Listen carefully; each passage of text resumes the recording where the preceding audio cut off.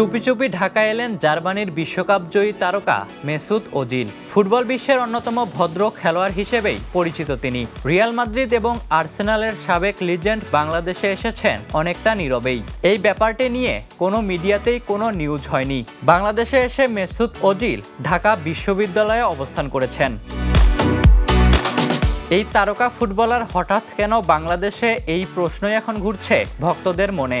মূলত medical centre প্রকল্পের উদ্বোধন করতে ঢাকা বিশ্ববিদ্যালয়ে এসেছেন তিনি। তার সাথে বাংলাদেশ সফরে এসেছেন তুরস্কের প্রেসিডেন্টের ছেলে বিলাল এরদোগান। এছাড়া আগামীকাল সন্ধ্যায় অর্থাৎ প্রথম রোজার ইফতার রোহিঙ্গা ক্যাম্পে করার কথা ওজিলের। সেখানে শরণার্থীদের সঙ্গেও দেখা করার কথা রয়েছে বিশ্বকাপ জয়ী এই ফুটবলারের। মেসুত ওজিল বিভিন্ন দাতব্য সংস্থার ব্র্যান্ড অ্যাম্বাসেডর হিসেবে কাজ করেন। বাংলাদেশেও সেই লক্ষ্যেই এসেছেন তিনি। এজন্যই তার আগমনের বিষয়টা তেমন কেউই জানতো না, আর এ সম্পর্কে মিডিয়াতেও কোনো নিউজ হয়নি।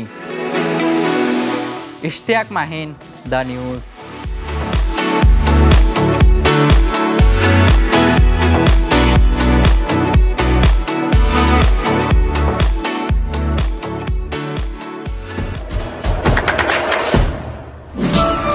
দেশে দেশে সবার সাথে দ্য নিউজ।